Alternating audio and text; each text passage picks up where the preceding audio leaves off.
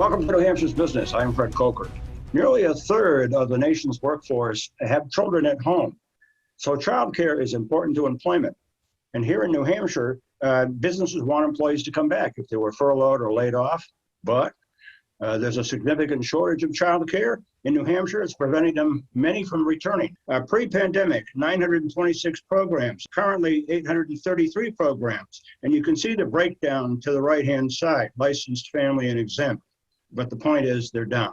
And then here's what child care and elderly education providers told U.S. Senator Jeanne Shaheen at a meeting back on January 25th. Providers and U.S. Senator Jeanne Shaheen both concluded that half of the state centers could permanently close by the end of the pandemic if something's not done. With me for an update on child care in New Hampshire is Jess Carson, who is a research assistant professor at the Carsey School of Public Policy at the University of New Hampshire. Welcome, Jess.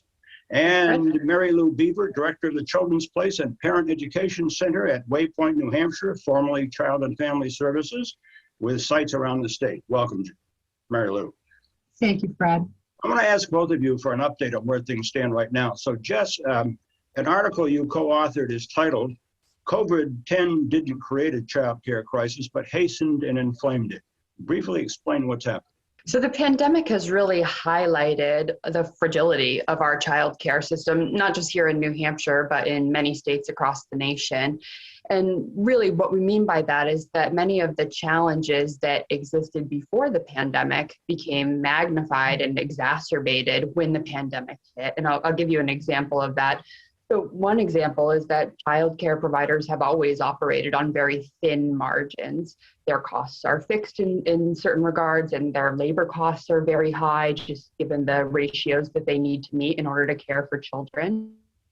But those high costs can only be passed on to families. So there's a certain threshold for how much providers can charge, which means that as a result, their staff are paid less, and that industry, that workforce ends up being compressed. And Mary Lou, you know all of this very well. Has the child care situation improved any in New Hampshire since you met with Jeanne Shaheen in January? Yes, Fred, we have seen some improvements since the meeting with Senator Shaheen, thankfully to some funding that we have received, which has helped to stabilize some of the programs. And we now know that there will be additional federal dollars coming to New Hampshire to help move providers into the third phase of the state's child care support plan, which is continued stabilization of programs, helping moving toward for sustainability and capacity building, all with an eye toward the future. However, one of the biggest challenges that many of the programs are still facing is the workforce issue. Many of us have limited capacity for children in our programs, closed classrooms, and or reduced hours of operation because we just cannot find and hire qualified staff. My center is currently running at 50% of our capacity, yet we have parents calling us each week looking for childcare slots for their children. But without staff, we simply can't do that and take in more children and maintain our required ratios. Just briefly, both of you, what's the staffing issue? What's the resolution to that? Because that's been a problem for more than the pandemic. That was a problem before the pandemic. And we can't resolve the staffing issue overnight. As you said, this was a problem we were seeing prior to the pandemic and has been greatly exacerbated by it. As long as childcare providers are dependent upon the bulk of their revenue coming from parent tuition fees, this is going to continue to be an issue. Parents can only afford to pay so much for childcare.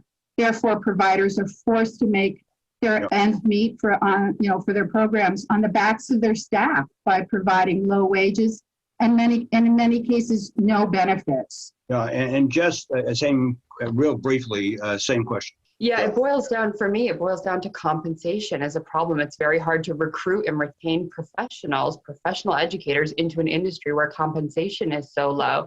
So we're seeing all sorts of efforts to try to address that in different ways, whether that's bringing people in through new methods of apprenticeships or training programs, or keeping people by improving working conditions or benefits or supports for the folks who are already there. And at this point, we're trying everything we can, I think, as a nation to try to figure out this problem. My thanks to Research Assistant Professor Jess Carson, who just spoke at the Carsey School of Public Policy at UNH, and Mary Lou Beaver, Director of the Children's Place and Parent Education Center at Waypoint, New Hampshire, operating across the state. Thanks again.